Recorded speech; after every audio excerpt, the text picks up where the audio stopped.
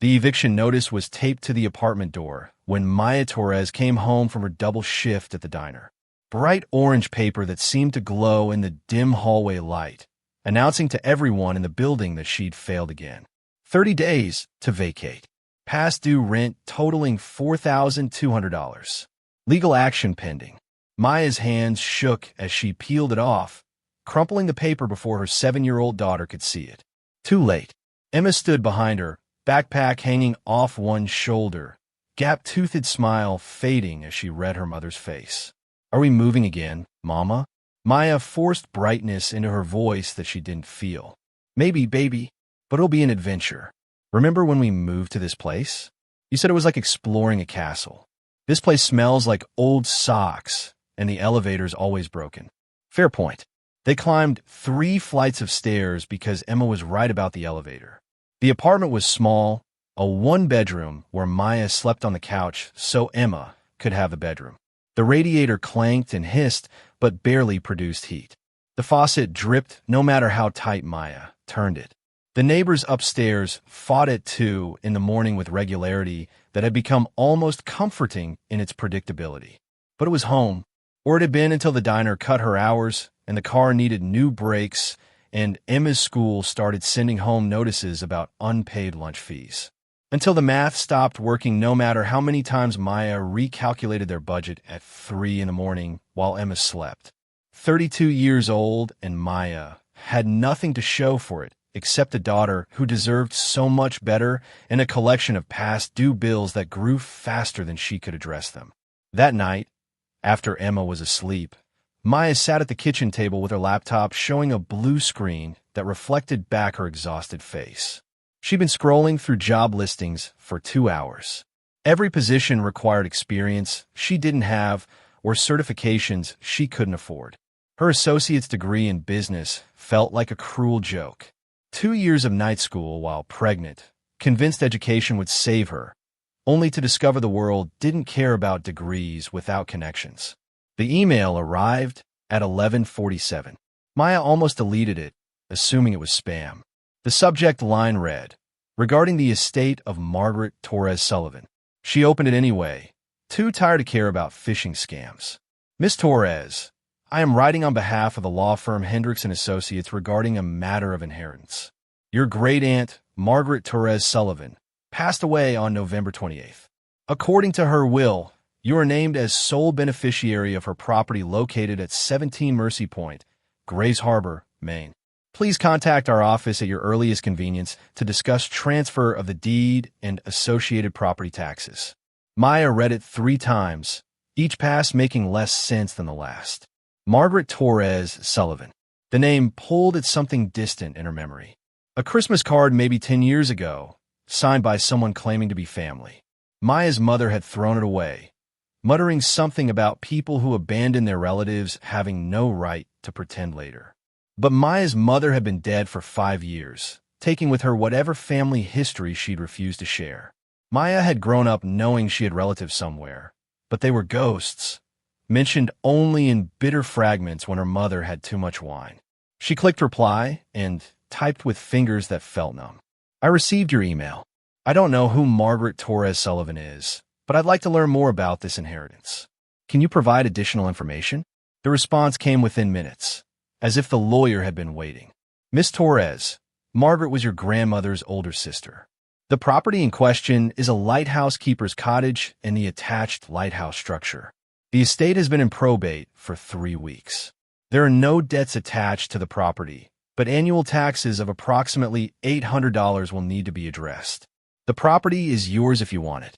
Maya stared at those words. A lighthouse in Maine. $800 in taxes that might as well be $8 million given her current account balance of $73.16. She should decline it. Walk away from this complication she couldn't afford. But something in her chest that had been dead for months suddenly flickered back to life. Hope. Dangerous, foolish hope. The next morning, Maya called the law firm from the diner's back alley during her break, speaking quietly so her manager wouldn't hear. The lawyer's voice was professional but kind. Mr. Hendricks himself, not an assistant. Margaret left very specific instructions. She wanted you to have the property regardless of your Financial situation. In fact, she established a small fund to cover the first year's property taxes and basic utilities. She seemed to anticipate you might be struggling. Why me? Maya asked, hating how her voice cracked. She didn't even know me. She said in her letter that family should take care of family, even when they've been apart. Especially then. Maya thought about the eviction notice still crumpled in her purse. 30 days. What's the property worth? Difficult to say. The lighthouse itself is decommissioned and needs significant work. The keeper's cottage is habitable but outdated. The location is remote, accessible only by a private road that becomes impassable in winter storms. Realistically, if you wanted to sell, you might get 20 to 30,000, but it could take years to find a buyer. And if I don't want to sell? A pause. Then you'd have a place to live, Miss Torres. It's not much, but it's yours. Maya closed her eyes, calculating impossibilities. Maine was 3,000 miles away. Gas alone would cost $400 they didn't have. Moving their belongings would require a truck she couldn't rent. And what waited for them? A lighthouse in some forgotten corner of New England that nobody wanted to buy. But staying meant eviction in 30 days. Meant shelters or living in her car if it survived the trip anywhere. Meant watching Emma's face as her mother failed her again in increasingly creative ways. When can I take possession? Immediately if you want. I can email the deed and access codes today. The property has been empty for 6 months, so you want to check utilities, but the structure itself is sound. Maya made her decision in the space between heartbeats. Email me everything. We're coming. She used her last paycheck to fill the car with gas, pack what they could fit in trash bags and plastic bins, and buy the cheapest sandwiches the convenience store offered. The rest of their belongings she left in the apartment with a note for the landlord saying he could keep them in lieu of rent owed. Emma was excited at first, treating it like the adventure Maya had promised. They played card games and sang songs from movies Maya had streamed on her phone when they still had data. But by Ohio, the excitement had faded. By Pennsylvania, Emma was asking when they'd get there with increasing desperation. By New York, she was crying that she missed her friends and her school, and why did they have to leave? Maya had no good answers. Only the truth that a 7-year-old couldn't understand yet. Sometimes staying means dying slowly. Sometimes you have to jump toward an unknown future because the known present is killing you. They reached Maine in a snowstorm. Not the gentle movie snowfall Maya had imagined, but a wall of white that made the highway disappear. The GPS kept losing signal. The roads became increasingly narrow and winding as they left the main routes behind. Signs for Graves Harbor appeared sporadically, hand-painted and weathered, pointing toward what Maya hoped was their destination. The town itself was barely a town. A gas station that doubled as a grocery store. A marina with boats wrapped in tarps for winter.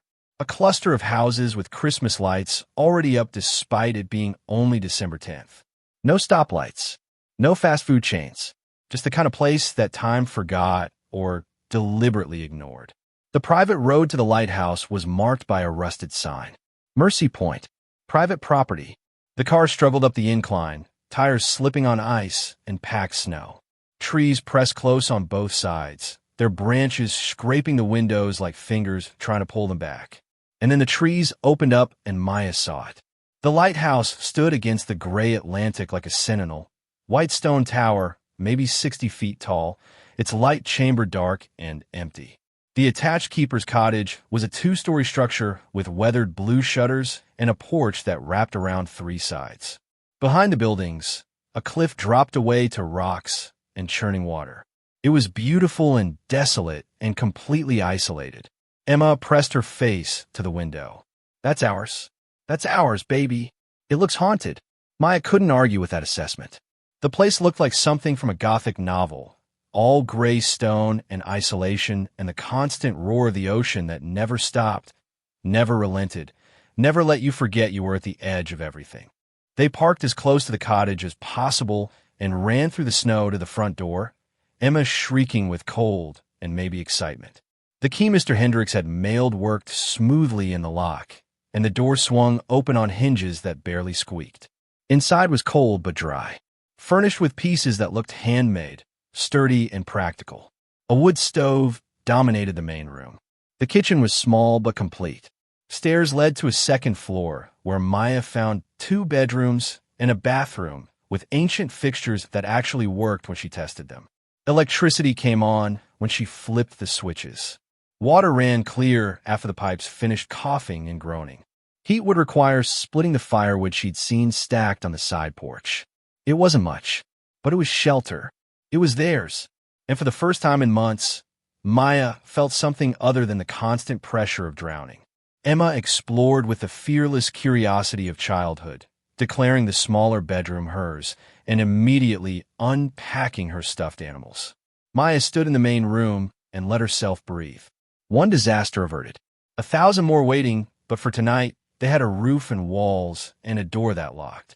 She found Margaret's letter on the kitchen table, propped against a sugar bowl. The handwriting was shaky, but determined. Maya, we've never met, but I've followed your life from a distance. Your mother and I stopped speaking 40 years ago over something too stupid to matter now that we're both old. I'm sorry I never reached out while you were growing up. Sorry I let pride keep me from knowing you. This lighthouse was my home for 35 years. It gave me peace when the world tried to break me. I hope it gave you the same. Don't give up. You're stronger than you know. And whatever you find here, remember that sometimes the best treasures are the ones nobody else wanted. With love from a stranger who should have been family. Margaret. Maya read it twice, tears blurring the words. She folded the letter carefully and tucked it into her jacket pocket, close to her heart. That night, they ate sandwiches that had gotten soggy during the drive and drank water from the tap that tasted faintly of minerals and salt. Emma fell asleep almost immediately, exhausted from the trip. Maya tucked her in with every blanket they'd brought, then went back downstairs. The wood stove took some figuring out, but eventually Maya got a fire going. Heat began to spread through the room, pushing back the cold that had settled into her bones during the drive. She stood at the window and watched the snow fall over the ocean, turning everything into shades of gray and white. The lighthouse tower stood dark beside the cottage, its purpose obsolete, its structure enduring anyway. Maya understood that feeling. She was 32 years old with no money, no job, no prospects, and a daughter counting on her to somehow make this work. But she had a roof. She had walls. She had a place that was hers. It would have to be enough. Morning came with gray light and the sound of wind that seemed to shake the cottage's bones. Maya woke on the couch where she'd fallen asleep, still wearing her jacket. The fire had died to embers. Emma was already up, nose pressed to the window. Mama, look, the ocean is so big. Maya joined her, and together they stared at the endless expanse of water.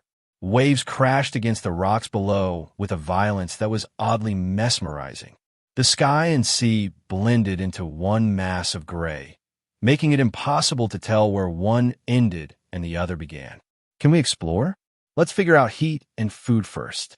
Then we'll explore. They spent the morning making the cottage livable. Maya got the wood stove working properly, learning to adjust the vents to control the heat. The refrigerator was ancient but functional. The cabinets held basic supplies Margaret had left, canned goods and dried pasta and rice. Enough to last a week if they were careful. Emma found a closet full of warm coats, boots, and scarves. Adult sizes, but Emma pulled on a thick wool coat anyway, swimming in fabric that dragged on the floor. Maya found one that almost fit her, along with boots that were only slightly too large. They ventured outside in their borrowed winter gear, trudging through snow that came up to Emma's knees. The property was larger than Maya had realized, maybe 2 acres of rocky ground between the buildings and the cliff edge. A path led from the cottage to the lighthouse door, carefully maintained and recently shoveled. Someone had been taking care of this place even after Margaret died. The lighthouse door was locked, a heavy padlock securing the entrance. Maya tried the key ring Mr. Hendricks had sent, finding one that fit. The lock opened with a click that seemed too loud against the wind. Inside, the lighthouse was exactly what Maya expected. A circular room with stone walls and a spiral staircase leading up into darkness. The smell was damp and metallic, like old coins and seawater. Emma grabbed her hand. It's scary. It's just a building, baby. Old and empty, but that's all. but the darkness above seemed to press down on them, and Maya found herself backing out, pulling Emma with her. They'd explore the tower another day, when the sun was brighter and their courage stronger. They walked the property line instead, Maya making mental notes of what needed attention. The cottage's gutters were clogged with leaves and debris. Several shutters hung loose. The porch railing was rotted in places and dangerous, but the structures themselves seemed solid. Margaret had maintained them well, or paid someone to do it. The roof looked relatively new. The windows were intact. The foundation showed no obvious cracks. As they circled back toward the cottage, Maya noticed something odd. A section of ground near the cliff edge where snow had melted despite temperatures well below freezing. Not a large area, maybe 10 feet across, but distinctly snow-free while everything around it was buried. Emma noticed it too. Why isn't there snow there? Maya approached carefully, aware of how close they were to the cliff edge. The ground felt warm beneath her boots. Not hot, but noticeably warmer than it should be. She knelt and brushed at the earth, finding it soft and slightly damp. There's something underneath. Heat source maybe. What kind of heat source? I don't know, baby. We'll figure it out. But Maya's mind was already racing. Old lighthouses sometimes had underground oil storage for the light mechanism, or maybe a geothermal vent, though that seemed unlikely this close to the surface. They went back inside, and Maya made lunch from canned soup heated on the ancient gas stove. Emma chattered about the ocean and the lighthouse, and whether they could get a dog now that they had space. Maya responded automatically while her thoughts kept returning to that warm patch of ground. After lunch, while Emma colored in her bedroom, Maya explored the cottage more thoroughly. The furniture was old but well-made. Drawers and cabinets held linens, dishes, tools. Margaret's personal belongings had been mostly cleared out, but traces remained. A photograph on the mantel showed a woman in her 70s, silver hair pulled back, standing in front of the lighthouse with her hand resting on the stone like greeting an old friend. Maya studied that photograph, trying to find her own features in Margaret's face. The same nose maybe, similar eyes, but mostly just a stranger who'd lived and died alone in this isolated place, and for some reason decided her unknown great-niece deserved a second chance. Maya found Margaret's journal in a kitchen drawer, tucked beneath old receipts and shopping lists. The binding was worn, pages yellowed with age. The first entry was dated 30 years ago. Moved into the keeper's cottage today. Everyone thinks I'm crazy for buying this property, but I needed somewhere the world couldn't find me. Somewhere I could be invisible and safe. Maya skipped ahead, reading random entries. Margaret writing about storms and lonely winters and the constant presence of the ocean. About learning to split wood and maintain generators and fix broken shutters. About slowly building a life from nothing after whatever had driven her here. An entry from 15 years ago caught Maya's attention. Found the old storm shelter today while clearing brush near the cliff. The entrance was completely overgrown, hidden for who knows how long. The original keepers must have built it for hurricanes. The door is rusted shut, but I can feel cold air coming through the gaps. Tomorrow I'll try to open it and see what's down there. The next entry was dated a week later. I was wrong about the storm shelter. This is something else entirely. Something that changes everything. But I can't tell anyone. Not yet. Maybe not ever. Some discoveries are too dangerous to share. The entries after that never mentioned the storm shelter again. Margaret writing about weather and repairs and groceries, but never returning to whatever she'd found. Maya's pulse quickened. The warm ground near the cliff. The snow melting in December. An underground structure that Margaret had discovered and then apparently never discussed again. She went to the window and stared at that bare patch of earth. Afternoon light was fading fast, the sun dropping toward the horizon. By 4 o'clock, it would be full dark. Not enough time to investigate today. But tomorrow she'd find out what Margaret had discovered 15 years ago and hidden away from the world. That night, after Emma was asleep, Maya couldn't stop thinking about the journal. She reread those entries by lamplight, searching for clues she might have missed. But Margaret had been careful. After that initial discovery, she'd written nothing specific. Just ordinary observations about lighthouse life and the passing seasons. Maya turned to the back of the journal where Margaret's final entries were recorded. The handwriting had deteriorated, shaky, and difficult to read. June 15th. Cancer diagnosis confirmed. 6 months maybe. Less if I'm unlucky. I've started preparing the lighthouse for Maya. She doesn't know she's getting it yet. Doesn't even know I exist. But I've been watching her life from a distance. Single mother, struggling, no support system. Just like I was 40 years ago. The lighthouse saved me. Maybe it will save her too. The next entry was dated just 2 weeks before Margaret died. I won't live long enough to tell Maya about the shelter, about what's down there. Part of me thinks I should destroy it all, keep the secret buried with me. But another part thinks she deserves to know, deserves the choice I never had. If she finds it, I hope she's brave enough to do what's right. Not what's easy, but what's right. That's all anyone can hope for. Maya's hands trembled as she closed the journal. Margaret had left her more than just property.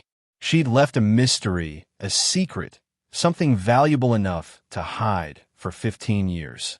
And Maya was going to find it. The storm hit on their third night. Maya woke to wind that screamed like something alive and rain that hammered the windows with a violence that made her think the glass would shatter. The cottage shook. The wood stove's fire had died while she slept, leaving the room cold and dark. Emma appeared at the top of the stairs, clutching her stuffed rabbit. "Mama, I'm scared. Come here, baby."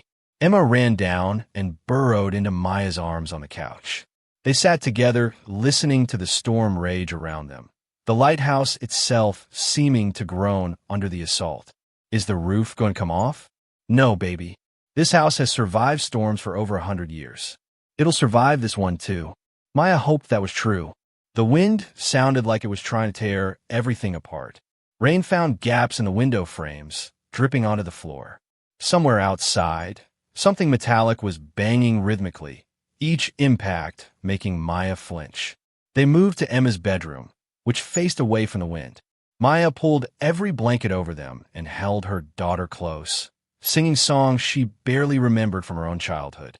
Eventually, Emma's breathing evened out into sleep, but Maya stayed awake, listening to the storm and thinking about what Margaret had written. Some discoveries are too dangerous to share. What had she found? Dawn came slowly, the sky remaining dark even as night faded. The storm had passed, leaving behind destruction that became visible as light grew. Shingles torn from the cottage roof. A tree down across the path to the lighthouse. One of the porch railings completely gone, ripped away by wind. And at the cliff edge, where that patch of ground had been snow-free, the earth had collapsed inward. Not a catastrophic collapse, but enough to reveal what looked like stone underneath. Man-made stone. Carefully placed blocks forming what might be stairs descending into darkness. Maya's heart hammered as she approached. The storm had done what she'd been planning to do. It had opened the entrance to the shelter. Emma came running up behind her. "What's that?" "I think it's where Margaret found something important." "Can we go down?" Maya peered into the opening. She could see maybe 6 feet down, stone steps slick with rain, then darkness. The air rising from below was warmer than the December morning, carrying a smell of earth and something metallic. "Not yet.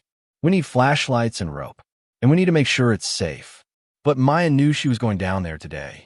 Storm or no storm. Safe or not. Whatever Margaret had hidden, Maya was going to find it. They spent the morning securing the cottage. Maya climbed onto the roof and used trash bags to cover the missing shingles. She nailed boards across the broken porch railing. She moved Emma's bed away from the window where rain had leaked in. The whole time, her mind was on those stairs, on what waited in the darkness below. By afternoon, Maya had assembled what she needed. 3 flashlights she'd found in the cottage's supply closet. 50 feet of rope from the shed. Work gloves. A pry bar in case doors needed opening. Emma watched her prepare with worried eyes. "You're going down there?" "Just to look. I'll be careful. What if you get stuck? Then you run to the nearest house and get help." "But I won't get stuck, baby. I promise." The lie felt necessary. Maya had no idea what was down there or whether she'd get stuck. But she couldn't leave it unexplored. Not with their eviction money running out and their future hanging on what this lighthouse property might provide. She tied the rope around her waist and anchored the other end to a sturdy tree. The steps were narrow and steep, descending at least 20 feet before leveling out into what looked like a tunnel. Maya's flashlight beam couldn't penetrate very far, swallowed by darkness that seemed to absorb light. She called up to Emma. "I'm okay. Stay where you can hear me. If I don't come back up in 30 minutes, go get help." "Okay, Mama." Maya descended carefully, testing each step before putting her weight on it. The stone was solid, ancient, clearly not part of any storm shelter. This was older, much older. At the bottom, the tunnel extended in both directions, but one way had been bricked up, sealed with newer stone that didn't match the original construction. The other way was open, leading deeper into the cliff. Maya followed the open passage. Her flashlight revealed walls covered in what might be moss or mineral deposits. The ceiling was maybe 7 feet high, tall enough to walk comfortably. The floor was surprisingly dry despite the recent storm. After 50 feet, the tunnel opened into a chamber. Maya stepped inside, and her flashlight beam found something that made her breath catch. Crates. Dozens of wooden crates stacked against the walls, all marked with dates from the 1920s. And in the center of the chamber, a heavy door set into the far wall. Steel, with a will lock like something from a ship or a bank vault. Maya approached the crates first. They were sealed tight, but one had cracked open, revealing contents wrapped in oilcloth. She pulled the wrapping away carefully. Gold bars. Small ones, maybe a pound each, but unmistakably gold. The crate held dozens of them, gleaming in her flashlight beam. Maya's hand shook as she checked another crate. More gold, and a third. Also gold. She counted quickly. 23 crates visible, with more possibly behind them. If each crate held the same amount, she couldn't process the math. It was too much. Too impossible. The steel door drew her attention next. The wheel lock was rusted, but might still work. Maya grabbed it with both hands and pulled. Nothing. She tried pushing. Still nothing. Then she noticed the keyhole beneath the wheel. Small, almost hidden. She pulled out Margaret's key ring, trying each key systematically. The 7th key fit. The lock clicked. The wheel turned with a groan of metal on metal. Maya pulled the door open, and her flashlight revealed a second chamber beyond. This one was different, more carefully organized. Filing cabinets lined the walls. More crates, but smaller. And in the center, a desk with something sitting on top. A journal, leather-bound, much older than Margaret's. Maya picked it up with trembling hands and opened to the first page. Journal of Captain James Mercy, Lighthouse Keeper, January 1924. She flipped through pages, reading fragments. Captain Mercy describing finding something during a storm. An old smuggler's cache, he thought at first, then realizing it was more. Much more. An entry from March 1924 stood out. The previous keeper left notes hidden in the lighthouse. He discovered what the smugglers were really doing here in the 1800s. Not just running rum. They were laundering money for someone powerful, someone who needed wealth hidden from authorities. The cache goes deeper than I thought. Miles of tunnels. Chambers filled with more wealth than I can comprehend. But I can't report it. The notes make clear what happened to the last keeper who tried to go public. His house burned. His family with it. Accident, they said. But the smugglers left a warning carved into the lighthouse stone. Silence or death. So I stay silent. I document everything. And I wait for someone brave enough to decide what to do with this cursed treasure. Maya read faster, flipping through decades of entries. Different handwriting appearing as one lighthouse keeper died and another took over. Each one discovering the cache.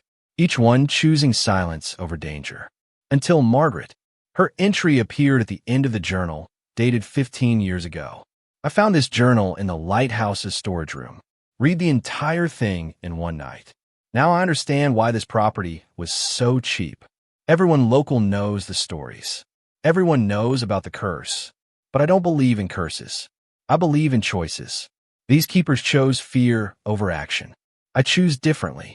I'm sealing the main chambers, hiding the entrance, and I'm leaving this property to someone who might be brave enough to do what I couldn't. Someone with nothing to lose and everything to gain. Maya, if you're reading this, the choice is yours. Report the cache and risk whatever consequences follow. or keep the secret and use what you need to survive. Either way, you're free of the fear that paralyzed us. Make whatever choice lets you sleep at night. Margaret. Maya stood in that underground chamber, surrounded by more wealth than she could process, and felt the weight of impossible decisions crushing down on her shoulders. This wasn't a gift. It was a test. A curse wrapped in gold.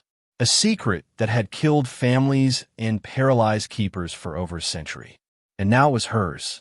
She climbed back up the stone steps with her flashlight and rope, emerging into winter sunlight that felt harsh after the darkness below. Emma ran to her immediately.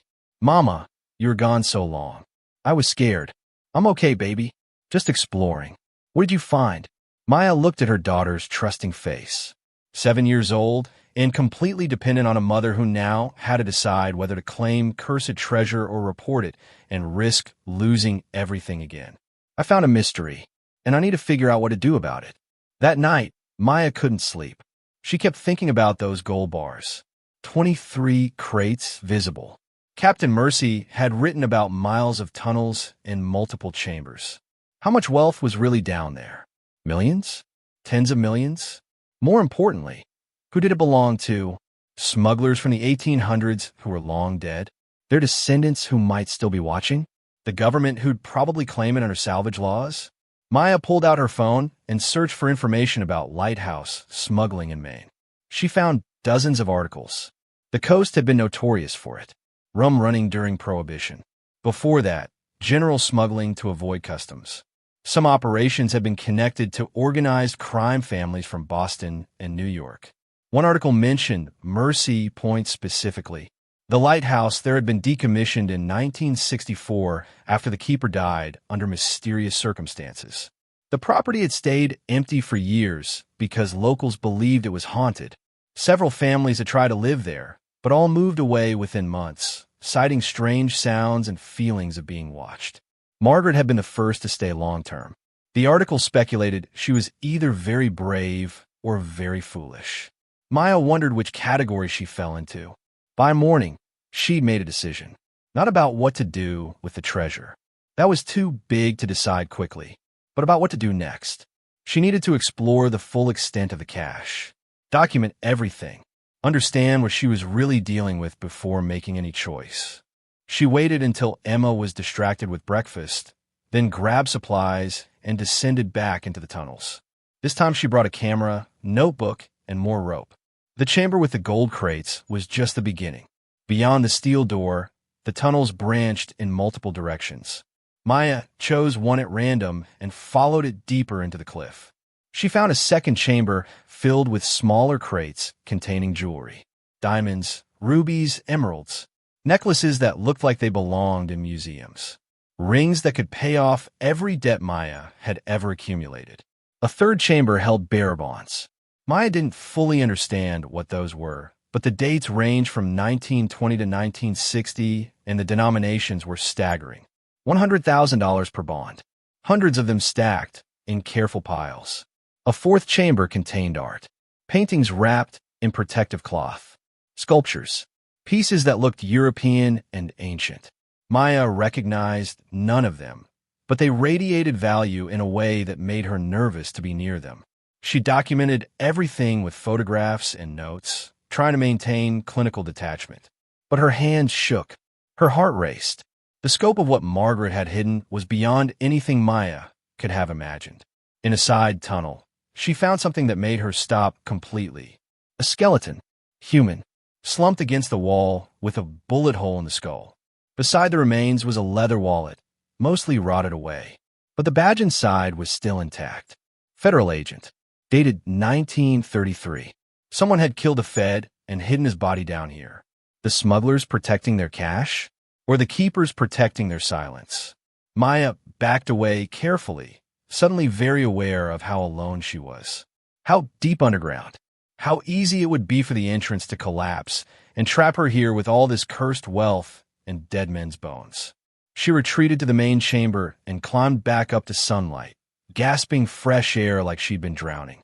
Emma was on the porch, building a snowman from fresh snow that had fallen overnight. She looked up as Maya emerged. "You're dirty, Mama. Just exploring the basement." Nothing exciting. But it was exciting. Terrifying and impossible and exciting.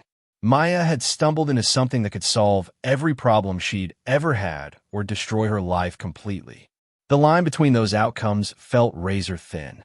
Over the next week, Maya fell into a routine. Morning chores and taking care of Emma. Afternoons, exploring the tunnels and cataloging the cache. Evenings, researching on her laptop, trying to understand what she'd found and what options existed. The math was staggering when she finally forced herself to calculate it. Conservative estimates put the cache's total value somewhere around $265 million. Maybe more if the art and jewelry were as valuable as they appeared. $265 million hidden in tunnels beneath a lighthouse nobody wanted. Wealth that had poisoned every keeper who discovered it. That had killed at least one federal agent. That connected back to organized crime families who might still have descendants watching. Maya couldn't report it.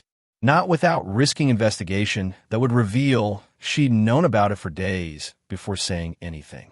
Not without potentially losing Emma if authorities decided she was an unfit mother for exposing her daughter to danger. But keeping it secret meant becoming part of the chain. Another keeper paralyzed by fear. Another life lived in isolation, looking over her shoulder, waiting for consequences to arrive. There was a third option, one that none of the previous keepers had apparently considered. Use enough to survive. Take what she needed to build a stable life for Emma. Leave the rest exactly where it was and let the secret die with her. It felt like theft, but it also felt like survival. And Maya had spent too many years drowning to judge herself harshly for grabbing whatever floated past. She started small. One gold bar from the back of a crate, where it wouldn't be noticed if someone somehow knew the exact inventory. The bar weighed maybe a pound. At current gold prices, it was worth approximately $25,000. Maya carried it up from the tunnels and hid it in the cottage's attic, wrapped in old blankets. Then she researched how to sell gold anonymously. The answers were complicated but possible. Pawn shops would buy it no questions asked, but at a steep discount.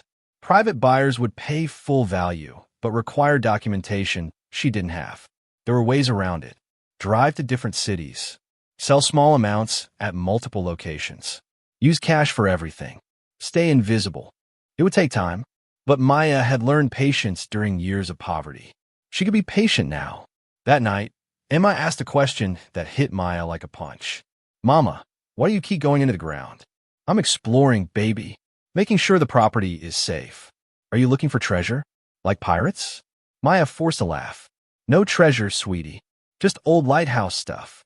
But Emma's eyes were too knowing. Too perceptive. Because you seem different now. Happier but also scared. Like you found something important, but don't know what to do about it. 7 years old and reading her mother perfectly. Maya pulled her close.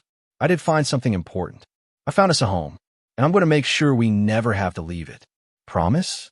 I promise. It was a promise Maya intended to keep.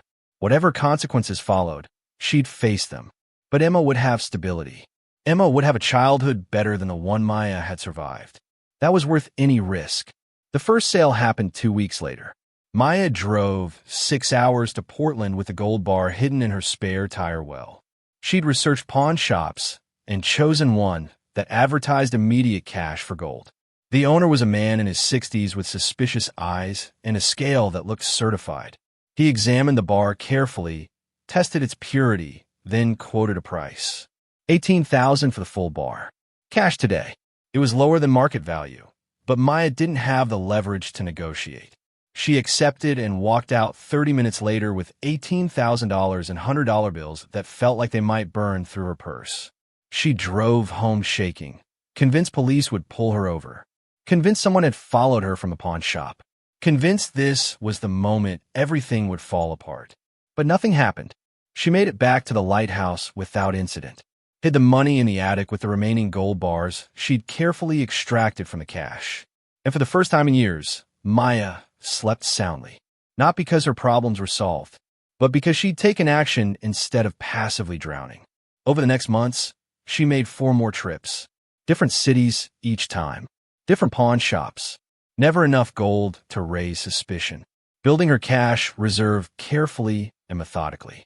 By spring, she had $93,000 hidden in the cottage, enough to pay property taxes for 20 years, enough to buy a reliable car, enough to breathe. She spent carefully, fixed the cottage's roof properly, bought Emma new clothes that fit instead of thrift store hand-me-downs, started a college fund with $10,000 deposited in a bank under an account she could actually admit existed. The rest stayed hidden. Insurance against future emergencies, against the day when consequences might arrive. Because Maya wasn't naive. She understood that secrets this large didn't stay buried forever. Someone would eventually wonder why a broke single mother suddenly had money, why she lived in isolation at a lighthouse with a dark history, why she never seemed to struggle despite having no visible income. But until that day came, she would build the life Margaret had wanted for her, the life she wanted for Emma. The question started in summer. A man from the Historical Society appeared at the lighthouse asking about access to document the property. Maya politely declined. A real estate agent called asking if she'd consider selling. Maya said no. A reporter from Portland magazine requested an interview about living in a decommissioned lighthouse. Maya refused that too. Each interaction made her more nervous. Each reminder that people were noticing her, paying attention, asking questions. Emma was thriving, though. She'd enrolled in the local elementary school and made friends quickly. She loved living at the lighthouse, treated it like a permanent adventure. She'd stopped asking why they'd left California, stopped mentioning the eviction or their old apartment. For Emma, this was just home now, the place she belonged. Maya envied that innocent acceptance. Her own nights were still haunted by anxiety. Every time headlights came up the private road, she tensed. Every knock on the door made her consider running. She'd cataloged the entire cash now, knew exactly what was down there. $265 million in various forms. Gold, jewelry, bearer bonds, art. All of it at least 80 years old. All of it connected to crimes that had long since passed whatever statute of limitations existed. But that didn't make it hers. Not legally, not morally. She was stealing from history. From dead criminals, yes, but also potentially from their descendants who might have legitimate claims. From museums that could display the art. From the government that could use the bearer bonds to fund something useful. Every gold bar she sold made her complicit. Every dollar she spent deepened her involvement. But Emma needed winter boots. The cottage needed a new hot water heater. The car's transmission was failing. Survival wasn't cheap, and Maya had learned that guilt was easier to carry than poverty. The breakthrough came in September when Maya found a locked cabinet in the lighthouse tower she'd never managed to open. She'd been systematically searching every corner of the property, terrified she'd missed something important. The cabinet was steel, hidden behind a false panel on the third floor of the tower. It took Maya 3 hours with power tools to cut through the lock. Inside were documents, letters, photographs, a complete accounting of the cash's origin. The smuggling operation had been run by a family named Castellano. Boston mobsters who used Mercy Point as a storage facility for wealth they couldn't openly claim. The lighthouse keepers had been paid to stay silent. Most had taken the money gratefully. But one keeper in 1932 had tried to report it to federal authorities. Agent Daniel Morrison had come to investigate. He'd never returned to Boston. His body had presumably been dumped at sea. Except he wasn't at sea. He was in the tunnels. The skeleton Maya had found. The Castellano family had continued using the cash until 1964, when their patriarch had been arrested for racketeering. His sons had fought over the territory. During the chaos, the lighthouse keeper had died, supposedly of natural causes, but more likely murdered to keep him quiet. After that, the cash had been forgotten. Too dangerous to access with federal attention on the family. Too risky to claim during decades of prosecution and surveillance. The documents suggested the Castellano family had eventually convinced themselves the cash was empty, raided by authorities or looted by someone else during the confusion. They'd stopped watching Mercy Point decades ago. Maya sat in the lighthouse tower with those documents spread around her and realized something crucial. She wasn't stealing from the mob. The mob had written off these assets as lost. She was salvaging something they'd abandoned. That distinction might not matter legally, but it mattered to Maya. It helped her sleep at night. She burned the documents in the wood stove. Every letter, every photograph, every piece of evidence connecting the cache to the Castellano family. If anyone ever discovered the tunnels now, they'd find wealth with no clear origin. A mystery with no solution. That felt right. Let the secret die completely. Let the curse end with her. Christmas came and Maya celebrated it properly for the first time in years. She bought Emma a real tree, decorated the cottage with lights, cooked a turkey that was probably twice as large as they needed. Emma opened presents Christmas morning with the kind of joy Maya had been terrified she'd never see. New books, new toys, things Emma had asked for instead of settling for whatever Maya could afford. They walked to the cliff edge after breakfast and watched the ocean. Emma slipped her hand into Maya's. "This is the best Christmas ever, Mama." "Yeah, baby. It really is. Are you happy here?" Maya thought about the question seriously. Was she happy? She was terrified most of the time. Paranoid, carrying guilt that would probably never fully fade. But she was also safe. Emma was thriving. They had a home nobody could take away. "Yeah, I'm happy. Are you?" Emma nodded enthusiastically. "I love the lighthouse. I love my school. I love everything. Then we're staying, baby. This is home now. Forever?" Forever. It was a promise Maya could keep. Not because of the treasure. Not because of the wealth still hidden in the tunnels. But because Margaret had been right. Sometimes the best gifts are the ones nobody else wanted. Sometimes salvation comes from the most unlikely places. The lighthouse had saved Margaret. Now it was saving Maya and Emma. Whatever consequences might eventually follow, they'd face them together. As a family. In a home that was absolutely, undeniably theirs. Maya had started with nothing except an eviction notice and a dying car and a daughter who deserved better. Now she had a lighthouse, a secret, and a future that stretched out like the ocean before them, vast and full of possibilities. She'd found her treasure, not the gold in the tunnels, but the simple, profound miracle of stability, of waking up without fear, of watching Emma grow up in a place that was safe and permanent and theirs. That was worth more than $265 million. That was worth everything. The years that followed Christmas settled into a rhythm Maya had never imagined possible. Emma turned 8, then 9, then 10. Each birthday celebrated with cake and presents and the kind of security Maya had once thought was reserved for other people's children. The lighthouse became more than shelter. It became their fortress, their sanctuary, the place where Maya learned that peace wasn't just the absence of crisis, but the presence of possibility. But the cache beneath them never stopped whispering. Even on the brightest summer days when Emma played on the rocks and tourists drove past on the coastal road, taking photographs, Maya felt the weight of those tunnels. $265 million hidden beneath her feet. A secret that grew heavier with each passing month. She'd taken what she needed. Sold maybe 10 gold bars over 2 years. Enough to create genuine stability without raising flags that would draw attention. The college fund for Emma now held $40,000. The lighthouse had a new roof, updated wiring, modern plumbing that actually worked in winter. Maya's car was reliable.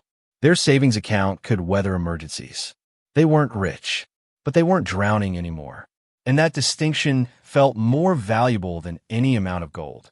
The problem was that Emma was getting older, smarter, more observant. She'd stopped asking about the tunnels directly, but Maya caught her daughter watching sometimes. Studying her mother's face when Maya returned from the underground chambers, she still visited weekly, documenting everything, making sure nothing had shifted or flooded or collapsed. One October evening, when Emma was 10, she finally asked the question Maya had been dreading. "Mama, why do we live here?" "Really?"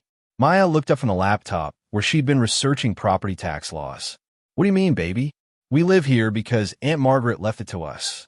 But nobody leaves stranger the lighthouse." Emma's voice was careful, probing. "You said you never even met her. So why did she give us this place? What was she to us, really?" Maya closed the laptop slowly, buying time to formulate an answer that was honest without being complete. "She was your great-great-aunt, my grandmother's sister. They had a fight when they were young and never reconciled. Margaret felt guilty about it, I think. Wanted to help family, even though we'd never met.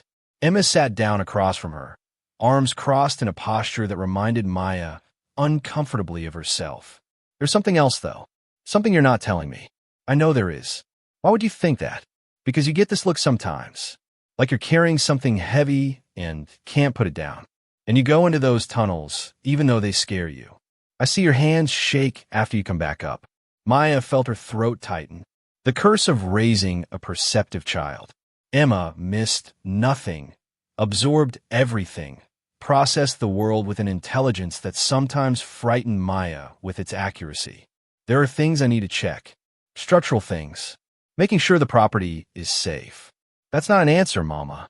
That's what you say when you don't want to answer. The standoff lasted maybe 30 seconds before Maya made a decision. Emma was 10, old enough to understand complexity, old enough to carry secrets if necessary. And Maya was tired of lying to the one person who mattered most. You're right. There is something else. But it's complicated, and I need you to listen carefully before you react. Emma's eyes widened, but she nodded, suddenly looking younger than her 10 years. Margaret left us more than just a lighthouse. She left us a choice. There's something hidden in the tunnels under the property. Something valuable that's been there for a very long time. Something that doesn't legally belong to us, but also doesn't belong to anyone else anymore. Like treasure? Exactly like treasure. Hidden by criminals over 100 years ago and forgotten. Margaret found it and didn't know what to do with it. So she left it for me to decide. Emma processed this with the seriousness of a much older child. Is that where our money comes from? The money that paid for my school supplies and the new roof? Maya nodded. Some of it. Not a lot. Just enough to keep us stable. Are we stealing? The question hit Maya like a physical blow. It was the question she'd asked herself 1,000 times in the dark hours before dawn. The question that haunted every purchase, every decision, every moment of peace. I don't know, baby. Legally, maybe. Morally, I don't think so. The people who hid that treasure were criminals. They hurt people. They've been dead for decades. Their families have moved on. The treasure was forgotten and abandoned. So when I take a small piece of it to keep us safe, am I stealing from ghosts? Or am I just surviving the only way I can? Emma was quiet for a long time, staring at her hands. Finally, she looked up. Does anyone else know? Just us. And Margaret, but she's gone. What happens if someone finds out? Maya had spent 2 years researching exactly that question. The answers ranged from tax penalties to criminal charges to having everything seized by the government. Or worse, if the Castellano family somehow still existed and still cared, consequences that didn't involve courtrooms or legal processes. Honestly, I don't know. It could be bad, which is why we can never tell anyone. Not friends, not teachers, not anyone. This is a secret that could destroy our lives if it gets out. Emma nodded slowly, her expression grave. I won't tell. I promise. I know you won't. You're the strongest person I know. No, Mama. You are. They hugged in the failing light of October evening, mother and daughter bound by a secret that would define both their lives. Maya felt something shift between them. Emma wasn't a child anymore, not completely. She was a partner now, a co-conspirator in the careful work of surviving with dignity. That night, Maya couldn't sleep. Telling Emma had lifted one burden, but replaced it with another. Now her daughter carried the weight too, shared the fear, understood the precariousness of their situation.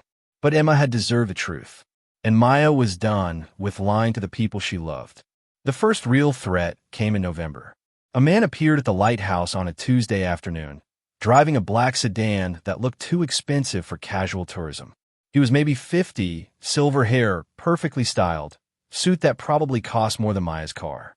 He knocked on the cottage door with the confidence of someone accustomed to getting answers. Maya opened the door with Emma behind her, already tense. Can I help you? Miss Torres? I'm Robert Castellano. I believe we should talk about your property. Maya's blood went cold.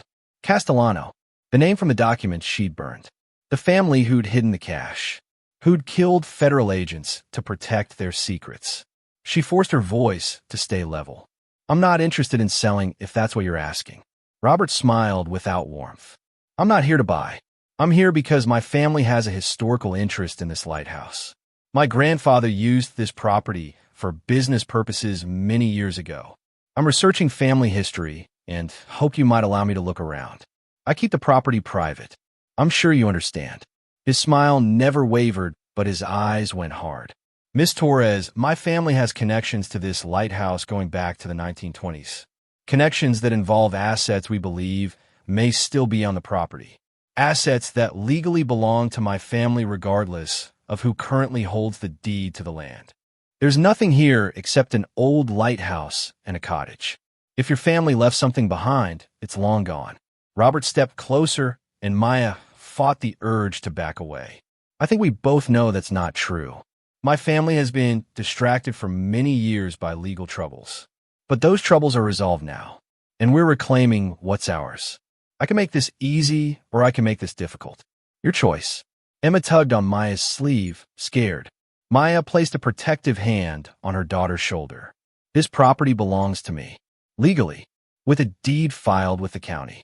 Whatever your family thinks they left here, they abandoned it decades ago. Now, please leave. Robert pulled a business card from his pocket and sat on the porch railing. When you're ready to be reasonable, call me. You have 7 days before I take more direct action. He walked back to his sedan and drove away slowly, deliberately, making sure they watched him leave. Maya closed the door with shaking hands and immediately locked it.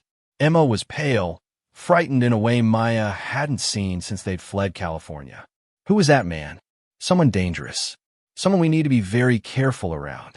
Is he going to hurt us? Not if I can help it. But Maya's mind was already racing through possibilities, none of them good. Robert Castellano had found them, knew about the lighthouse, suspected the cash still existed, and he'd given them 7 days before escalating. 7 days to figure out how to protect themselves from a mobster who wanted his family's treasure back. Maya spent that night researching the Castellano family. What she found was simultaneously terrifying and reassuring. The family had been one of Boston's major organized crime operations from the 1920s to the 1990s. Dozens of convictions, hundreds of investigations. The patriarch, Giovanni Castellano, had died in federal prison in 1995. His sons had tried to maintain the empire but failed. The younger generation had attempted to go legitimate, running construction companies and real estate developments. Still connected to organized crime, but more subtle about it. More careful. Robert Castellano was Giovanni's grandson, 48 years old, MBA from Harvard, ran a property development company that did $200 million in annual revenue. On paper, completely legitimate. In reality, probably still connected to the family's criminal roots in ways that were harder to prove. And he wanted the cash. Probably thought it was his birthright. The treasure his grandfather had hidden that would cement the family fortune properly this time. Make them untouchable. Maya had 7 days to figure out how to stop him. She called a lawyer the next morning. Not Mr. Hendricks who'd handled Margaret's estate, but a criminal defense attorney she'd found through careful internet searching. Someone who specialized in asset forfeiture and property disputes with questionable origins. The consultation was by phone, careful and oblique. Maya described a hypothetical situation. A lighthouse inherited from a relative. Historical complications involving the property. Someone claiming their family had rights to assets allegedly stored there decades ago. What would happen if such assets were discovered? The lawyer's answer was blunt and discouraging. If assets of significant value were discovered on your client's property, the state would likely claim them under abandoned property laws. Unless your client could prove legal ownership, which would be impossible with contraband or stolen goods. Anyone attempting to claim such assets would face criminal charges. Anyone hiding such assets would face similar charges. And if the assets connected to organized crime, your client would be in danger from both legal authorities and criminals wanting to reclaim what they see as theirs. The lawyer paused. My advice? If your client hypothetically discovered such assets, the only safe option is to immediately report them to authorities. Accept whatever consequences follow, because trying to hide them or claim them will only lead to worse outcomes. Maya thanked him and hung up feeling more trapped than before. Report the cash and lose everything. including potentially Emma if authorities decided Maya had waited too long or taken too much. Keep hiding it and face Robert Castellano's escalation, plus the constant fear of discovery. There was a third option forming in her mind, one that was risky and probably insane, but might be the only path forward.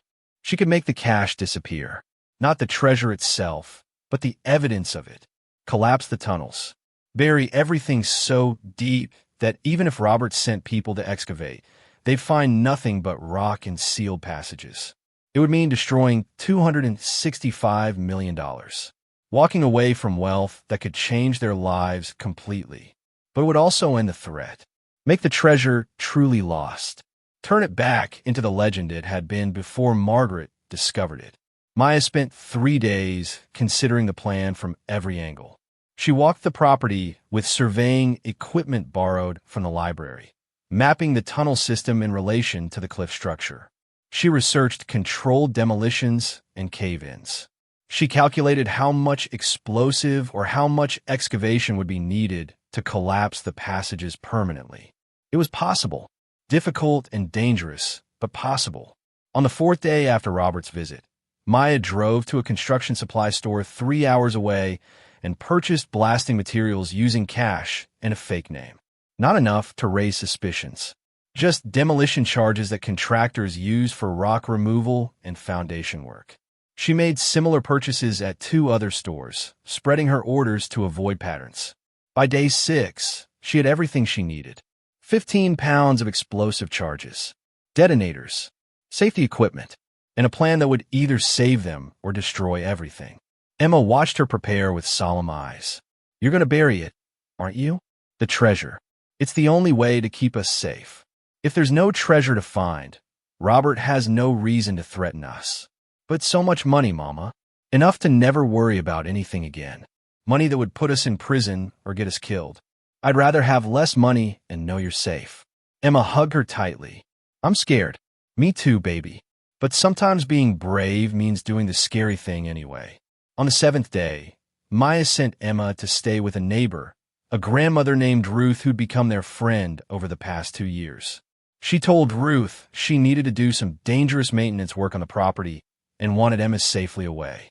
Ruth agreed immediately, happy to have Emma's company. With her daughter secure, Maya descended into the tunnels for what she planned to be the last time. She worked systematically, placing charges at structural weak points throughout the tunnel system. The main chamber with the gold crates.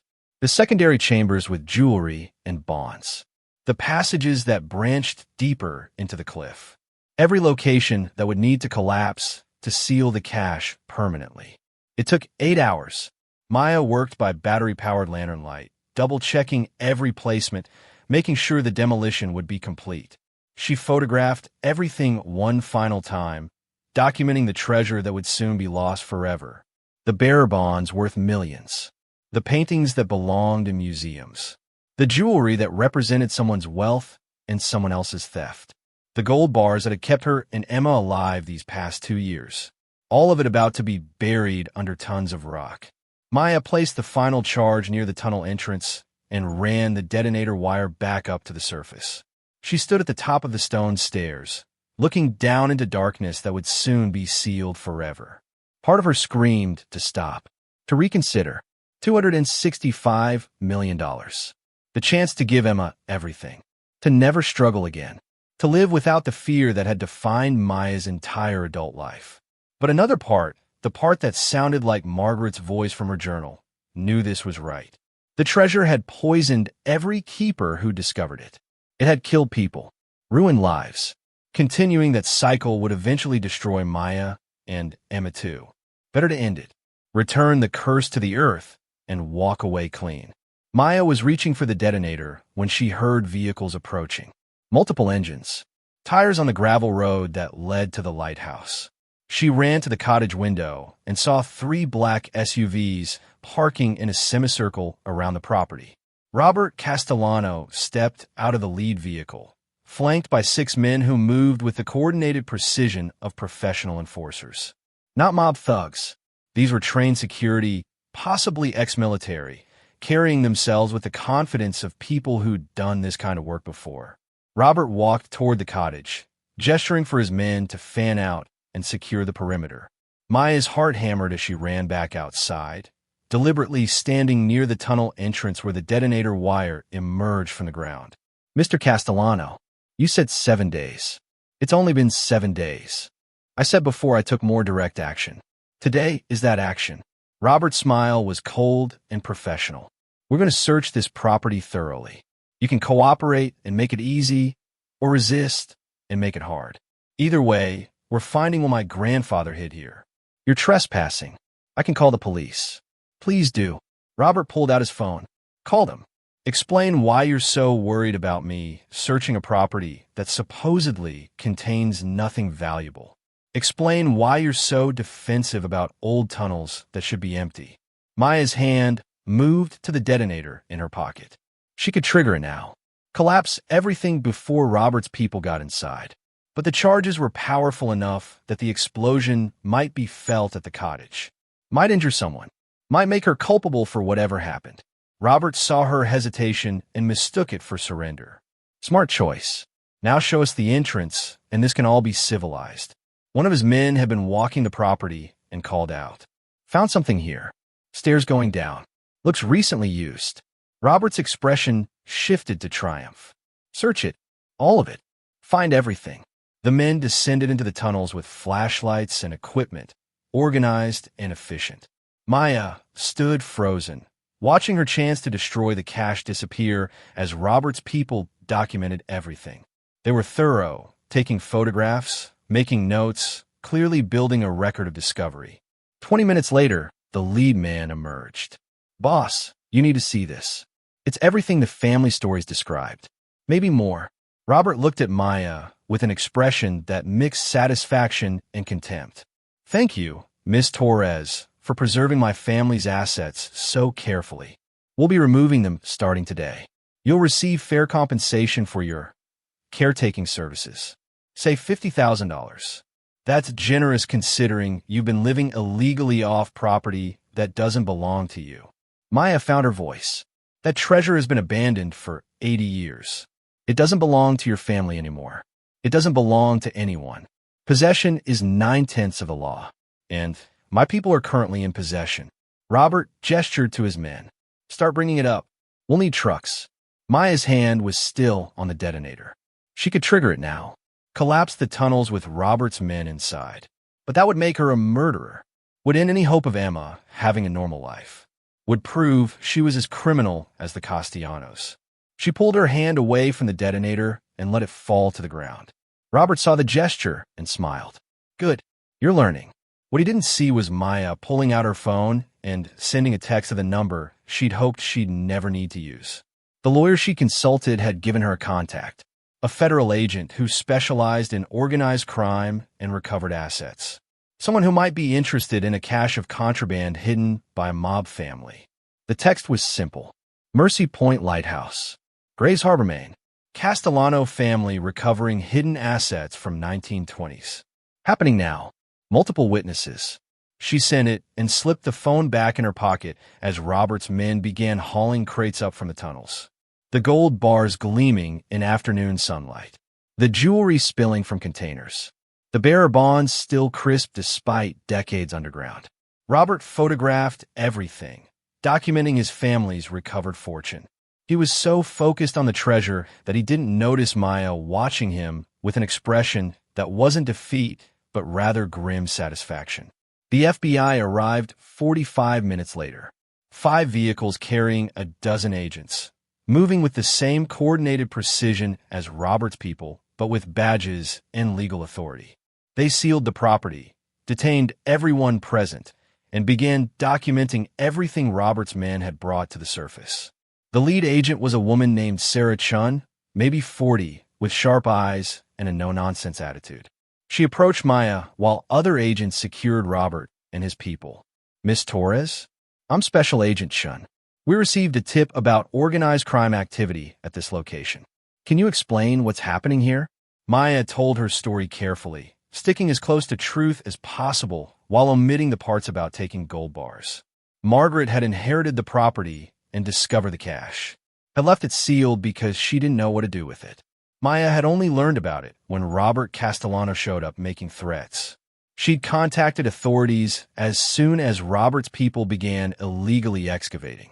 Agent Shin listened without interrupting, taking notes. When Maya finished, the agent studied her carefully. You never accessed the cache yourself? Never removed anything? No. Maya met her eyes steadily, committing to the lie that might save them. I was planning to report it to authorities, but Robert arrived before I could. And you had no idea it existed until recently? Margaret's journal mentioned it, but wasn't specific. I didn't fully understand what was down there until Robert's people brought it up. It was a thin story, easily disproven if agents examined the tunnel thoroughly and found evidence of Maya's multiple visits. But Agent Shin nodded slowly. The Castellano family has been under federal investigation for decades. This cache represents proceeds from their criminal enterprise going back to Prohibition. Everything here will be seized as evidence and eventually placed in an asset forfeiture program. What happens to my property depends on whether we find evidence you were complicit in hiding these assets. Right now, it looks like you're a victim of intimidation by organized crime. That's the story I'm inclined to believe unless evidence suggests otherwise. The message was clear. Cooperate, and Agent Shun would protect Maya. Resist or lie, and the full weight of federal prosecution would fall on her. I'll cooperate completely. Whatever you need. Good. We'll need a formal statement. You and your daughter will need to stay off the property for a few days while we process the scene. Do you have somewhere safe to go? Maya nodded. Yes. There's a neighbor who'll let us stay. Agent Shun handed her a card. Call me if anyone from the Castellano family contacts you again, or if you remember anything else about the cache. Over the next 72 hours, the FBI processed Mercy Point Lighthouse like an archaeological excavation that documented every tunnel, every chamber, every piece of contraband. They found the skeleton of the federal agent killed in 1933, which added murder charges to Robert Castellano's growing list of legal problems. They also found evidence of Maya's visits to the tunnels. Footprints, recently disturbed dust, the detonator wire she'd run from the explosives. Agent Shin called Maya in for questioning on day 4. The interview happened at the FBI's Portland field office, formal and recorded. Emma waited in a secured room down the hall with a victim's advocate while agents questioned her mother. Agent Shun started gently. Miss Torres, we found evidence suggesting someone had been regularly accessing the tunnels over the past 2 years. Can you explain that? Maya had prepared for this question. Spent 3 sleepless nights crafting an answer that was technically true while omitting crucial details. After I inherited the property, I explored the tunnels a few times, making sure they were structurally sound, checking for flooding or collapse risks. The lighthouse is over 100 years old. I wanted to ensure it was safe for Emma to live here. Did you discover the contraband during these inspections? I found some crates, but didn't open them. Didn't realize what they contained until Robert Castellano's people brought everything to the surface. Agent Shin pulled out photographs. These are images of the cache taken by Castellano's men. Notice anything interesting? Maya studied them carefully. They showed the gold bars, jewelry, and bonds exactly as she'd last seen them. It all looks the same as when your people processed it, doesn't it? Not exactly. Agent Shin zoomed in on one photograph. See this crate? According to our metallurgical analysis, the gold bars inside show handling marks consistent with recent movement, and the dust patterns suggest someone opened this crate within the past year. Maya's throat went dry. She'd been so careful, but not careful enough apparently. Agent Shun continued. We also found evidence that several gold bars are missing. The historical manifests we recovered from the tunnels list exact quantities. Current inventory is short by approximately 9 to 11 bars, each bar worth roughly $25,000. The room felt like it was shrinking. Maya forced herself to breathe normally, to maintain composure even as panic clawed at her chest. Miss Torres, I need you to be completely honest with me now. Did you remove anything from that cache? Maya looked at her hands, at the wedding ring she still wore from a marriage that had ended 5 years ago. The ring Emma's father had placed on her finger with promises he never kept. She thought about her daughter waiting down the hall, terrified that her mother might not come back. Thought about the college fund and the fixed roof and the reliable car. Thought about 2 years of peace purchased with stolen gold. She met Agent Chen's eyes. Yes, I took some gold bars. Not many, maybe 10 total over 2 years. I sold them to pawn shops in different cities. Used the money to fix the property and take care of Emma. I know it was wrong, but we were desperate, and I didn't think anyone would ever know or care about treasure that had been abandoned for 80 years. The confession hung in the air between them. Agent Chen's expression didn't change, but she made notes carefully. How much total did you receive for the gold you sold? Around $200,000 over 2 years. Most of it went to property improvements and Emma's education fund. I can provide receipts and documentation. And you're planning to continue taking more?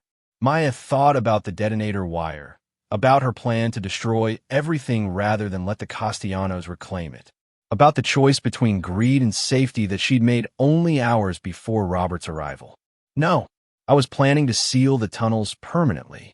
I purchased explosive charges to collapse them. I was going to bury everything and walk away before anyone got hurt. Agent Chen studied her for a long moment. Why? Because the treasure was poison. Everyone who discovered it had been corrupted or killed or paralyzed by fear. I didn't want that for Emma. I'd rather live poor and safe than rich and terrified. So I was going to end it. Make the cash disappear forever. You were willing to destroy $265 million to protect your daughter? Without hesitation, Agent Chen closed her notebook and leaned back. Miss Torres, federal asset forfeiture laws are complex. Technically, you committed theft of government property. The contraband in those tunnels belongs to the United States now that we've seized it. Your removal of assets prior to seizure could result in criminal charges. Maya felt tears building but refused to let them fall. What happens now? Do I go prison? What happens to Emma?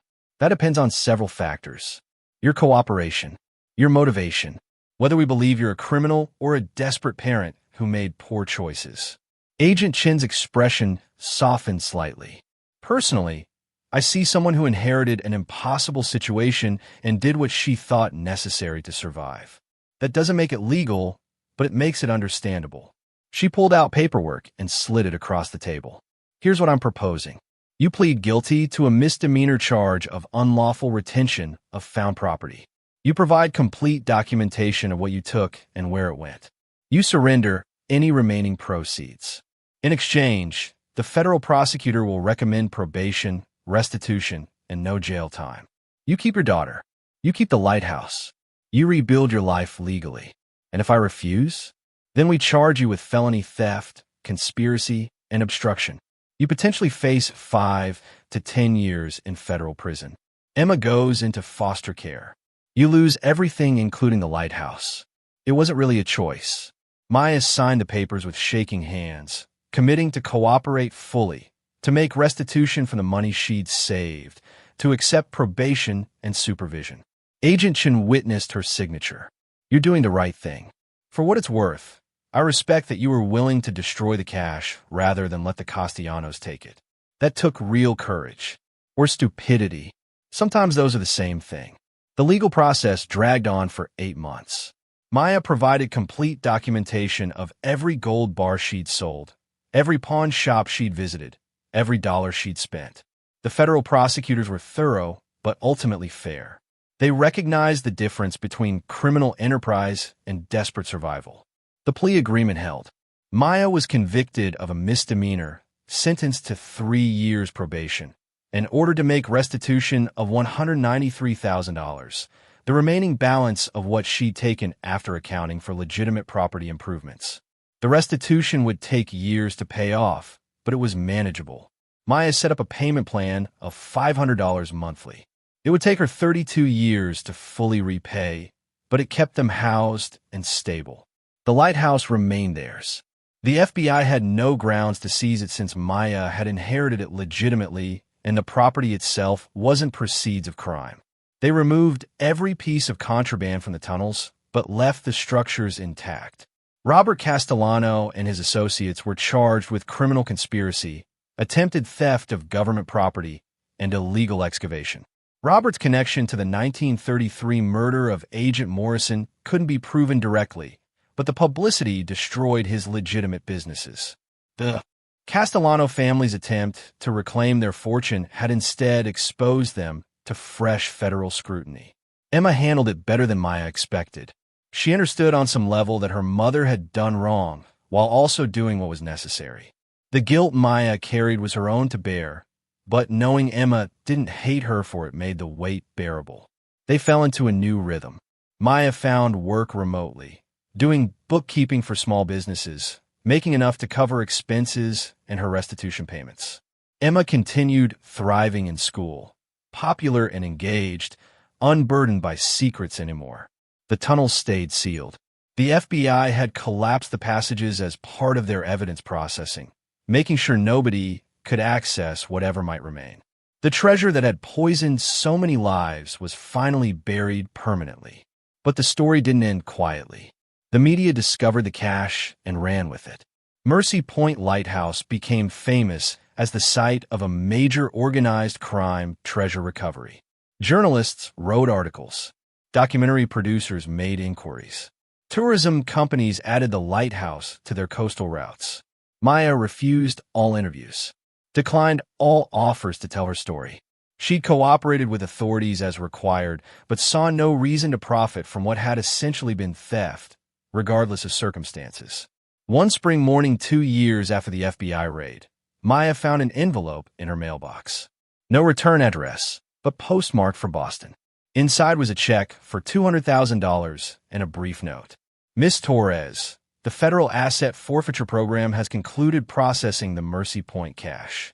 After legal costs and victim compensation for the Castellano family's historical crimes, a remainder fund was established to compensate individuals who suffered losses connected to the case. As someone who was threatened and intimidated by Robert Castellano, you qualify for compensation. This payment also officially satisfies your restitution obligation.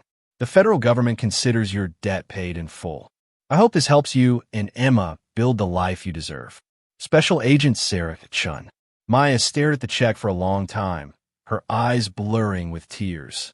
She'd spent 2 years carefully budgeting every dollar, planning how to survive, while paying back money she'd taken out of desperation. Now suddenly she was free. The debt was cleared. They could breathe again. She took Emma to dinner that night at the nicest restaurant in Grays Harbor, a seafood place overlooking the marina. They ordered lobster and dessert and talked about the future in a way they hadn't been able to before. "Mama, are we going to be okay?" Emma asked over chocolate cake. "Yeah, baby, we really are. No more secrets? No more secrets. Just us and the lighthouse and whatever comes next." Emma smiled, chocolate smeared on her cheek. "I'm glad we stayed here, even with everything that happened. This feels like home. It is home, and nothing's going to take that away from us again." The years that followed proved that promise true. Emma grew into a teenager, then a young woman, confident and strong and unburdened by the poverty that had defined Maya's youth. She got into college with academic scholarships that made Maya cry with pride. She chose to study history, fascinated by the lighthouse's story and the complicated legacy they'd inherited. Maya rebuilt her life carefully and honestly. No more secrets, no more hidden treasure, just hard work and the satisfaction of knowing Emma was safe and thriving. The lighthouse weathered storms and attracted tourists and stood as a testament to survival against impossible odds. The tunnels stayed sealed beneath them, holding whatever secrets the FBI hadn't recovered. Sometimes Maya thought about what might still be down there, buried under tons of collapsed stone. But mostly she didn't. The past was finished. The curse was broken. The treasure had taken enough from enough people. On Emma's 18th birthday, they walked to the cliff edge together and looked out at the ocean exactly as they had on their first Christmas at the lighthouse.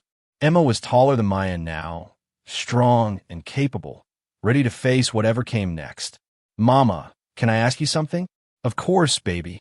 Do you ever regret it? Calling the FBI? We could have kept the treasure. Been rich. Never worried about money again." Emma graduated high school with honors 3 years later, her college acceptance letters arriving from universities Maya once thought were reserved for rich kids with connections. Emma chose a state school with a full scholarship, practical and thoughtful like her mother had taught her to be. The night before Emma left for college, they sat on the Lighthouse porch watching stars reflect off the black ocean. The air was warm for September, carrying the smell of salt and seaweed and the particular combination of decay and renewal that defined coastal living. "Mama, what are you going to do when I'm gone?" Emma asked quietly. "This place is going to feel empty." Maya had been asking herself the same question for months. The lighthouse had been their sanctuary, their fortress against a world that had tried to break them. But it had always been about protecting Emma. With her daughter leaving, Maya wasn't sure what purpose the isolation served anymore. "I've been thinking about that, actually. There's a woman in town, Susan Mitchell, who runs a nonprofit helping single mothers. She asked if I'd be interested in volunteering, maybe teaching financial literacy classes." "That sounds perfect for you, does it?" Maya laughed softly. "Teaching people how to manage money when I spent years taking stolen gold to survive? You also spent years figuring out how to make restitution work, how to budget and save and build something real from nothing. That's exactly what struggling mothers need to learn." Emma was right, as she usually was. Maya had spent the past 3 years rebuilding not just their finances, but her understanding of what survival really meant. It wasn't about taking shortcuts or accepting cursed treasures. It was about making hard choices consistently, day after day, until the hard choices became habits, and the habits became a life worth living. "I'll miss you so much, baby girl. I'm only 2 hours away. I'll visit every weekend if you want." "I want, but you should also experience college. Make friends. Have adventures. Don't worry about your old mama sitting alone in a lighthouse." Emma leaned her head on Maya's shoulder. "You're not old. You're only 37. That's like prime years." "Prime years." Maya smiled at the phrase. "Maybe you're right. Maybe I've been so focused on surviving that I forgot about actually living." The next morning, Maya helped Emma pack her car with everything she'd need for the dorms. Clothes and books, and the stuffed rabbit named Mr. Whiskers that Emma claimed she was bringing ironically, but Maya knew she still slept with sometimes. They drove to campus together, Maya fighting tears the entire 2 hours while Emma chattered nervously about roommates and class schedules and whether she'd packed enough socks. The goodbye in the parking lot was quick because lingering would have destroyed them both. Emma hugged her mother fiercely and whispered, "Thank you for everything. For fighting for us. For keeping us safe. For being brave, even when you were terrified." Maya couldn't speak, could only hold her daughter and memorize the moment. The smell of Emma's hair. The strength in her arms. The young woman she'd become despite every obstacle Maya's choices had created. Then Emma pulled away and grabbed her bags and walked toward the dormitory without looking back, because looking back would have made leaving impossible. Maya sat in her car and cried for 20 minutes before driving home to a lighthouse that suddenly felt enormous and empty. The first week alone was harder than Maya expected. She kept cooking too much food, setting 2 places at the table, listening for Emma's footsteps overhead. The silence was oppressive in a way it had never been when they'd first arrived, when silence meant safety from the chaos they'd escaped. She threw herself into work, taking on extra bookkeeping clients, organizing her files with obsessive precision. But evenings stretched endlessly. She'd walk to the cliff edge and stare at the ocean, remembering the first time Emma had asked if they could keep a dog, the first Christmas they'd celebrated with actual presents, the morning they discovered the collapsed tunnel entrance that had changed everything. Ruth, the neighbor who'd become like a grandmother to Emma, appeared on Thursday with casserole and concern. "You're going to waste away up here by yourself. Come have dinner with me and Harold tonight." Maya accepted gratefully. Ruth's house was warm and cluttered with 40 years of marriage and grandchildren's artwork and the comfortable chaos of people who'd built a life together. Over pot roast and potatoes, Maya found herself talking about things she'd kept buried for years. "I keep thinking about Margaret, how she lived alone here for 35 years. Was she lonely? Was she happy? Did she regret the isolation, or did it save her?" Ruth refilled Maya's wine glass. From what you've told me about her journal, she chose solitude as protection. But you don't need protecting anymore. The threats are gone. The secrets are resolved. You're free to live however you want now. I don't know how I want to live. For so long, everything was about Emma. Making sure she had enough, keeping her safe, giving her opportunities one never had. Now she's gone, and I don't know who I am without that purpose. Harold spoke up, his voice gravelly from 50 years of smoking he'd finally quit. You're Maya Torres, woman who drove through a blizzard on faith alone, who opened sealed tunnels and faced down mobsters, who chose integrity over fortune. That person exists independent of being Emma's mother. The words hit Maya harder than expected. She'd spent so many years defining herself through her failures, her desperation, her role as a struggling parent, that she'd forgotten she might be someone worth knowing in her own right. Susan Mitchell's nonprofit was called New Foundations, housed in a renovated church basement in downtown Grays Harbor. Maya showed up on a Tuesday evening for the orientation meeting, nervous in a way she hadn't been since Emma's first day of kindergarten. The room held maybe 15 women, all ages and situations, all carrying the particular exhaustion Maya recognized from her own mirror. Single mothers working multiple jobs, divorced women starting over, widows rebuilding after loss. Each face told a story of survival against odds that should have been impossible. Susan welcomed everyone warmly, explaining the program's philosophy. We're not here to judge or preach or tell you what you should have done differently. We're here to share practical skills for building stability when the world keeps pulling the ground out from under you. Maya shared her story carefully, omitting the treasure but keeping the essence. Fleeing California with nothing. Inheriting property she couldn't afford. Learning to budget and plan and make hard choices. Making mistakes and paying for them and somehow coming through the other side intact. The women listened with recognition, asking questions about debt management and housing assistance and how to talk to kids about money when there wasn't enough. Maya answered what she could, surprised by how much she'd learned through necessity, how many skills she developed just by refusing to quit. After the meeting, a young woman approached her, maybe 24, with a toddler on her hip and exhaustion carved into her face. I'm being evicted next month. $3,000 behind on rent, and I don't know what to do. The shelters are full, and my family won't help, and I'm so tired of failing at everything. Maya looked at this woman and saw herself 6 years ago, standing in a hallway with an orange eviction notice and a daughter who deserved better. She remembered the desperation, the conviction that drowning was inevitable, the way poverty crushed hope until you couldn't imagine any future except more of the same. What's your name? Jennifer. Jennifer, I need you to listen to me carefully. You're not failing. The system is failing you. There's a difference. You're working and trying and doing everything right, but the math doesn't work because wages don't match costs and nobody cares about single mothers except to judge them. Maya pulled out her phone. I'm going to give you some numbers. Emergency assistance programs. Housing advocates who fight evictions. Churches that help with rent. It's not going to solve everything, but it might buy you time to figure out next steps. Jennifer's eyes filled with tears. Why are you helping me? You don't even know me. Because 6 years ago I was you. And someone gave me a chance I didn't deserve. I'm just passing it forward. Over the following months, Maya became deeply involved with New Foundations. She taught classes on budgeting and savings, helped women navigate social services bureaucracy, advocated with landlords and employers on their behalf. The work was exhausting and often heartbreaking, but it filled the emptiness Emma's departure had created. More importantly, it gave Maya's experience meaning.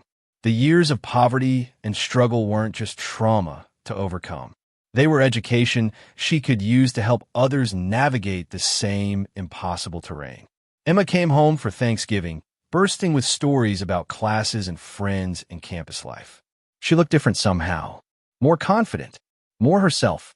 College was shaping her into the person she was meant to become, independent of the poverty and secrets that had defined her childhood. Over turkey that Maya had actually cooked successfully without burning, Emma asked about the nonprofit work. Tell me about the women you're helping. Maya described Jennifer, who'd avoided eviction and found better housing. Described Carmen, who'd escaped an abusive marriage with Maya's help connecting her to resources. Describe Patricia, who'd gone back to school at 45 to finish her degree. You're making such a difference, Mama. I'm really proud of you. I'm just doing what I can. It's not nearly enough. It never feels like enough when you're in the middle of it. But to those individual women, you're changing everything. That night, Maya sat alone in the lighthouse after Emma had gone to bed early, exhausted from travel. She thought about the cash buried beneath them, $265 million sealed under collapsed tunnels. Thought about the 10 gold bars she'd taken and the consequences that had followed. Thought about the choice between fortune and integrity that had defined the past 6 years. She'd made mistakes, stolen from what wasn't hers, rationalized theft as survival. But she'd also made restitution, accepted consequences, rebuilt honestly. And now that experience was helping other women survive their own impossible situations. Maybe that was the real treasure Margaret had left her. Not the gold or the property, but the opportunity to transform suffering into service. To prove that mistakes didn't define you if you were willing to do the work of redemption. Christmas came and Maya decorated the lighthouse for the first time in years, really decorated it with lights and garland and a tree that reached the ceiling. Emma invited friends from college to visit, filling the cottage with laughter and energy and the particular chaos of young people convinced they could change the world. Maya watched them and felt something shift inside her chest. This was what the lighthouse was meant for. Not isolation or hiding, but connection, community. The next generation building futures on foundations their parents had somehow maintained despite everything. On Christmas Eve, after Emma's friends had left and the cottage was quiet again, mother and daughter walked to the cliff edge as they had on their first Christmas there 6 years ago. The ocean was calmer tonight, waves gentle against the rocks, stars visible through gaps in the clouds. Mama, I've been thinking about something. Emma's voice was careful, like she was approaching a difficult subject. What happens to this place when you're gone? Like eventually, decades from now, when you're old. What happens to the lighthouse? Maya had been avoiding that question. The property was hers, bought with Margaret's gift and maintained through her own hard work. But its history was complicated, stained by secrets and theft and choices that had nearly destroyed them. I don't know, baby. What do you think should happen? I think it should stay in the family. Pass to me when you're ready. And then eventually to my kids if I have them. But I also think we should tell its story, the real story, so people understand what poverty and desperation can drive people to do. You want people to know I stole from the cash? I want people to know you were human, that you made mistakes and paid for them and came through the other side stronger. That's a story worth telling. Maya considered her daughter's words. For years, she'd hidden from judgment, convinced her choices made her irredeemable. But Emma was right. Hiding served no one. Honesty, even painful honesty, created space for grace. Okay, when you're ready, when enough time has passed, we'll tell the real story. Not to profit from it, but to help people understand that survival is messy and complicated and sometimes requires choices that haunt you forever. Thank you, Mama, for trusting me with the truth, for showing me that integrity matters even when it costs everything. They stood together in the winter cold, mother and daughter who'd survived impossibilities, watching the ocean that had witnessed their entire journey. The lighthouse behind them stood dark but solid, a monument to everyone who'd kept its secrets and everyone who'd been broken by them. Maya thought about Margaret, who'd hidden the truth for 15 years before passing it to someone she hoped would be brave enough to handle it better. Thought about Captain James Mercy and the keepers who'd come after him, each paralyzed by fear and the weight of cursed treasure. Thought about the Castellano family and their empire built on suffering, all of them trapped by secrets that seemed too dangerous to share. But Maya was done with secrets, done with hiding. The truth was complicated and painful, but it was hers to own, and owning it meant freedom, even if it also meant judgment. She pulled Emma close and kissed her forehead. I love you, baby girl. Thank you for believing I could be better than my worst choices. You're better, Mama. You always have been. You just couldn't see it until you stopped running. The years that followed proved Emma right. Maya built a life of purpose and connection, no longer isolated by fear, but integrated into a community that valued her contributions. New foundations grew under her leadership, helping hundreds of women navigate poverty and find paths to stability. She never became wealthy. The restitution had been paid, but left no fortune behind, and Maya refused to profit from her story even as interest grew in the Lighthouse's history. She lived simply, worked honestly, and found satisfaction in small victories that accumulated into genuine transformation. Emma graduated college and went to graduate school, studying social work with a focus on economic justice. She came home regularly, bringing friends and eventually a partner who looked at her the way Maya had once hoped someone would, with respect and genuine love and zero judgment for the complicated history Emma carried. On Maya's 45th birthday, Emma brought her a gift wrapped in newspaper because they'd always been practical about wrapping paper. Inside was a photograph in a handmade frame. The picture showed Maya standing in front of the lighthouse, her hand resting on the stone wall exactly as Margaret had posed decades earlier. The resemblance was striking. Same expression of determination mixed with exhaustion. Same sense of someone who'd survived what should have broken them. Same understanding that some treasures weren't measured in gold. Emma had written something on the back of the frame. For the woman who taught me that integrity costs everything and is worth every penny. For the mother who chose truth over treasure. For Maya Torres, who broke a curse by refusing to let it define her. Maya held the frame and cried, not from sadness, but from the overwhelming recognition that she'd somehow, impossibly, built something worth having. Not wealth or fame or easy answers, but a life of meaning. A daughter who understood that complexity didn't equal failure. A community that valued her despite knowing her mistakes. The lighthouse stood behind her as it always had, solid and enduring. The tunnels beneath stayed sealed, holding whatever remained of the cash that had poisoned so many lives. The curse was broken not because the treasure disappeared, but because Maya had chosen to break it. That was the real inheritance Margaret had left. Not property or gold, but the example of a woman who'd survived in isolation and hoped her successor could do better. Could choose connection over hiding. Could prove that redemption was possible even when you started from impossibility. Maya hung the photograph in the cottage's main room where she'd see it every day. A reminder of where they'd been and what they'd overcome. A promise to the next generation that mistakes didn't have to be terminal, that consequences could be survived, that integrity mattered even when it cost everything. The lighthouse keeper's daughter had become a lighthouse herself, guiding others through darkness, showing them that even when storms raged and drowning seemed inevitable, there was always a way forward if you were brave enough to keep looking for it. And that was worth more than all the gold ever hidden in all the tunnels ever sealed. That was worth everything. Maya thought about that question carefully, about the gold bars still hidden in the attic when the FBI had raided, the money she'd kept and spent on Emma's future, the choices made out of desperation that had led to consequences and redemption both. No, I don't regret it. Money can't buy what we have now. Peace, safety, the knowledge that we're living honestly. That's worth more than any treasure. Even $265 million? Even that. They stood in silence as the sun set over the Atlantic, painting the sky in shades of orange and gold. The lighthouse tower stood dark beside them, its purpose obsolete, but its structure enduring. A monument to everyone who'd kept its secrets, carried its curse, survived its trials. Margaret had left Maya more than property. She'd left a test, a choice between easy money and hard integrity, between cursed fortune and earned peace.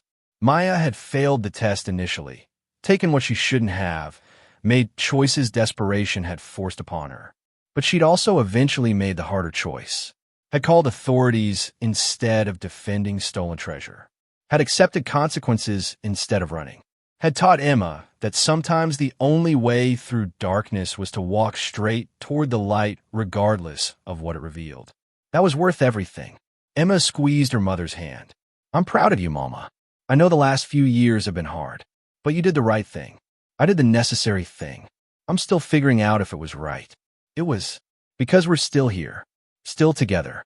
Still okay. That means you chose correctly. Maya pulled her daughter close, breathing in the salt air and Emma's shampoo and the particular scent of home that had somehow become associated with this isolated lighthouse on a forgotten stretch of Maine coast. They'd survived, against odds that should have broken them, through choices that should have destroyed them, with secrets that should have poisoned them. But they'd survived, together, honestly, with hope. And in the end, that was the only treasure that mattered. Thank you so much for watching until the end. If you love this story, check out the other videos on your screen now. I think you'll really enjoy them. And don't forget to subscribe if you haven't already. See you in the next story.